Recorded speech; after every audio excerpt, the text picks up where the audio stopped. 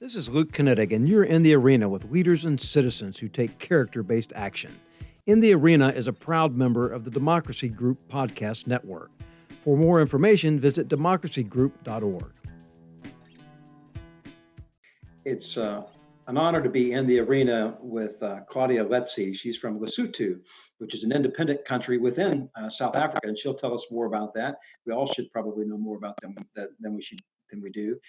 She was a labor inspector there, joined us as a next generation leader with a real focus on some tough issues, human trafficking, child labor. She spent some time at Arizona State the past year. And Claudia, it's a real pleasure to have you join us today. Thank you very much, Luke. It's an honor to be here and in this time of uncertainty where we are faced with the worst pandemic we could ever imagine in our lives. But the whole idea is just to be strong and hopeful that the solution will be available soon. And this will air probably in the coming days and weeks, but sadly, I don't think the pandemic will be gone. And the pandemic has showed that the whole world's population is vulnerable to something like this, and it's what we're dealing with in an unprecedented way. But you stay pretty focused on vulnerable populations and people in general. So talk to me about Lesotho and the kind of work you were involved with that led you to want to come over and be a McCain Institute Next Generation leader and figure out how to take things to the next level. You were a labor inspector. That sounds kind of generic. Tell us a little bit more what a labor inspector entails, because I think that's probably hiding a lot of what you were doing. Okay, thank you. My name is Nthabiseng Claudia Letsie. I am from Lesotho, the mountain kingdom of Lesotho. I work as a labor inspector for the Ministry of Labor and Employment.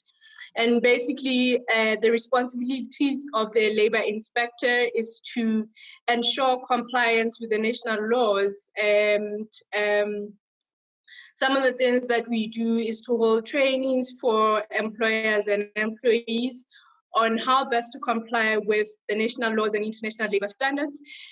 We also carry out investigations on any violations of the law, including child labor provisions of the law.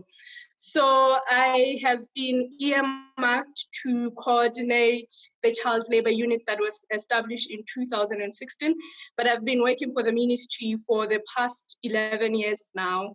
And so my responsibility is to coordinate national efforts that are meant to combat child labor and to ensure that children grow to their full development and are able to grow into responsible adults that are meant to be without being subjected to work prematurely.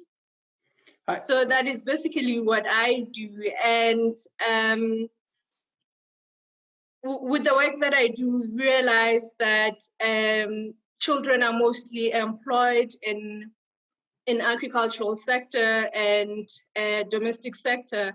So we are trying to combat child labor in those areas, but it does not mean that we forget about other sectors where children could be employed, especially the informal sector. So the whole idea is just to ensure that children do not work prematurely, and for those that are of the working age are protected by the law.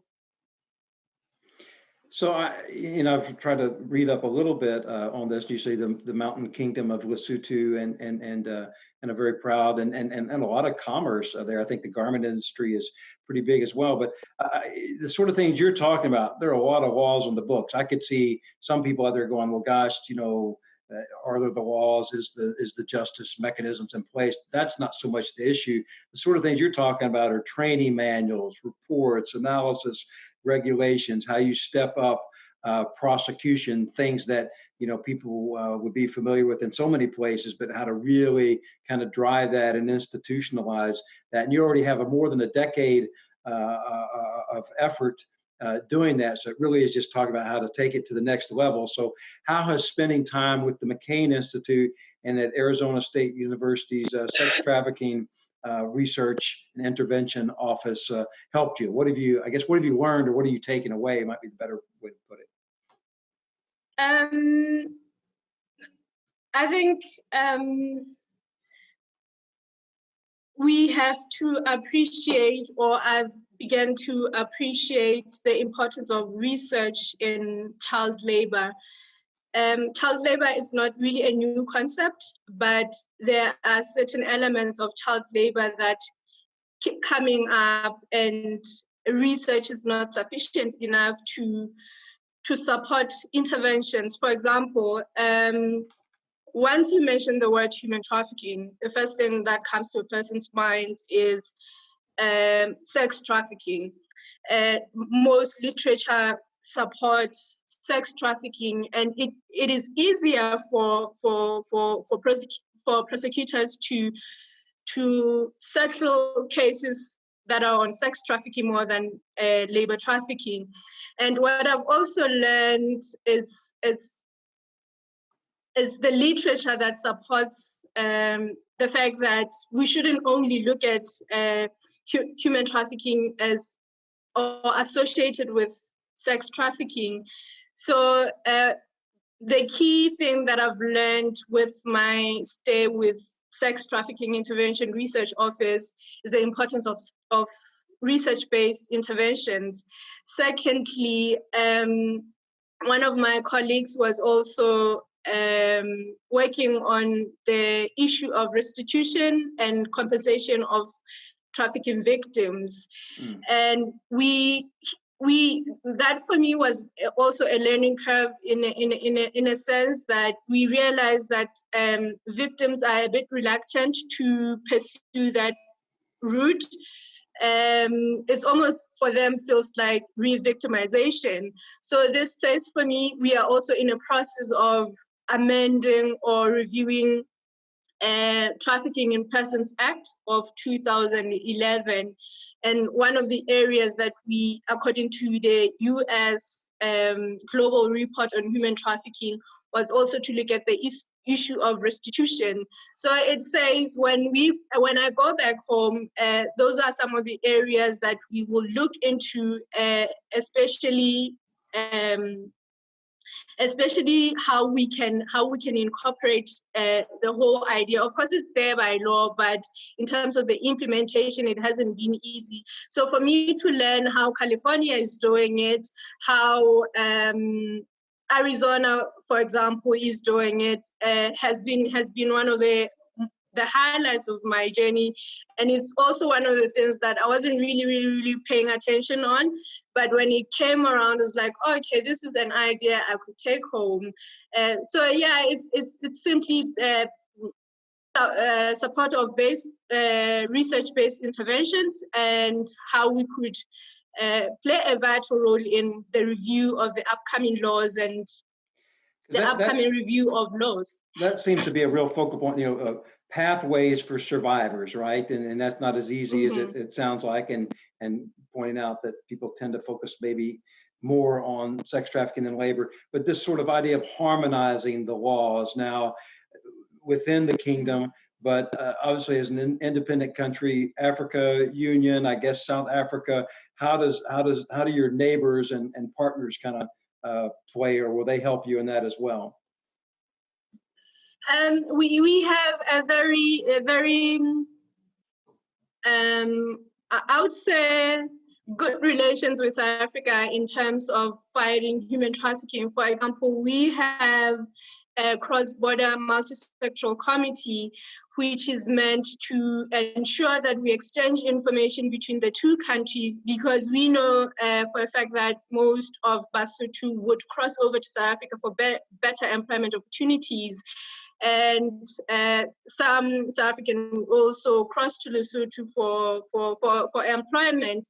So we have for a number of years now working on strengthening our collaboration efforts, partnership, particularly those are facilitated by International Organization of Migration and the International Labour Organization, and of course the Ministry of Labour and Employment and Social Development and Home Affairs, which is responsible for migration activities. So the fact that we exchange labor has forced us to work together, and also the fact that South Africa is seen as a big brother of Southern Africa with better economic opportunities. So it says we working together to fight human trafficking, and there's a room for improvement to ensure that our collaborative efforts are strengthened to ensure protection of survivors. Well, to me, it's clear that you're bringing rigor to your approach, an evidence-based approach. More than a decade of experience pulling a lot of things together. Where does leadership, and specifically character-driven leadership, enter into your approach? It comes in a very unique way, in the sense that before the program, well, I knew I had certain values and ethics that I hold close to my heart, but at the same time, I had never really looked at which ones I say these are non-negotiable. We cannot negotiate on these ones. So now, after the training, it's this would never negotiate respect for others, and respect for myself, and accountability and authenticity, and being constant with those values, and being true to myself, and being aware of my strengths and my weaknesses, so to lead by example. Because if you're not true to yourself, people will see through you that you are faking it, maybe, or right. You are not just true to yourself. So it's a bit difficult for any leader who is not authentic or true to themselves to lead properly. I think you talk about. I think of it as red lines when you say things that are non-negotiable, things that I just won't. And this pandemic, a lot of rules have gone out of the window. I mean, I've talked to leaders that say, "Good gosh, I have power and authorities I've never had. One phone call and some things could happen." So I think leaders that handle that responsibly, it's a very, very good thing, and know what their red lines are. Leaders that don't have those red lines, it's a threat to themselves, but really a threat to democracy. As we kind of wrap up, I know you're kind of waiting to learn exactly when your flight can work for you to go back to South Africa. But can you kind of, and you've told me that it's pretty darn hot in Arizona where you've spent your time, so we know that is I find kind of remarkable. But comment on, maybe tell us something that surprised you about your time in the United States, or some sort of experience you had that you thought was pretty interesting, and then kind of flip that and tell us something about Lesotho that you wish more people knew, or think that people ought to tune into. In terms of what I've learned, say maybe on a social platform in terms of the US, one is how free people are, freedom of speech. The president could say something on Twitter, and if people want to attack him, they'll go straight into it without any reservation whether he's a president or not. But also on the negative side is there are certain things that we are not expecting the president to say. For example, the issue of coronavirus being Kung flu, that just didn't sit well with me. It's, yes, right. we have freedom of speech, but let's be respectful of other people and not incite certain emotions.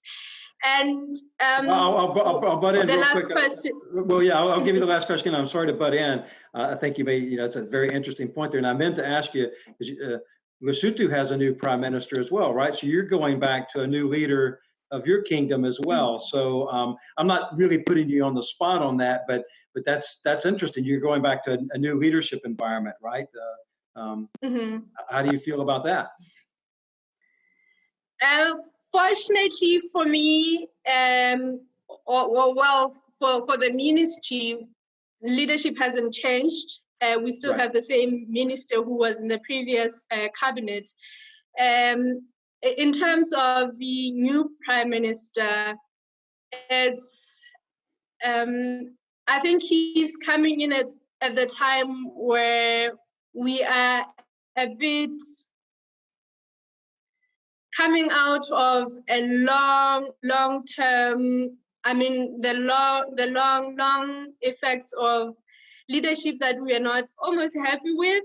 So with him coming in, it's hope, a bit sense of hope that maybe things will change, and we will grow economically, and let's just say we are hopeful that things will change for good. Represents a new chapter. It represents the possibility of a new chapter is what I'm hearing. So what else would you like to tell us about Lesotho? Here's your free chance here. Oh, well, Lesotho is a very beautiful country for people who love outdoors and adventure, mountains, fresh air. Connecting with nature. We are the hub of wonderful adventures. There's hiking trails that are just beautiful, and we also host one of the most beautiful Braai festivals in Southern Africa, the Malisungane Braai Festival in November. Barbecue for us folks that grew up in the South, right? When you say Braai Festival, did I hear that right? Yep. Okay. And we just happy people and welcoming people. We very a bit submissive, even when we're taken advantage of. We just keep quiet, and that's in our nature, and it's a good thing at times, but not so good at other times.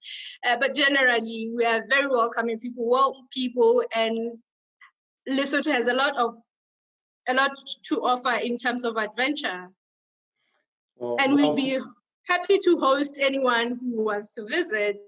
Well, skiing, I want to. I've been to South Africa a number of times, but have not had the honor of making it to Lesotho yet. And I intend to. I've talked to a lot of people who have gone, and I'm glad they did.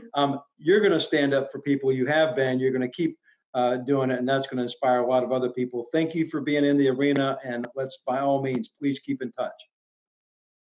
Thank you very much for having me, and it's a pleasure to meet somebody who knows where Southern Africa is, and Lesotho not being part of South Africa. Of course, we are landlocked by South Africa, but right. It's an independent country.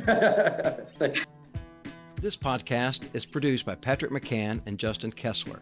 If you like what you hear, please subscribe, tell your friends, or leave a review.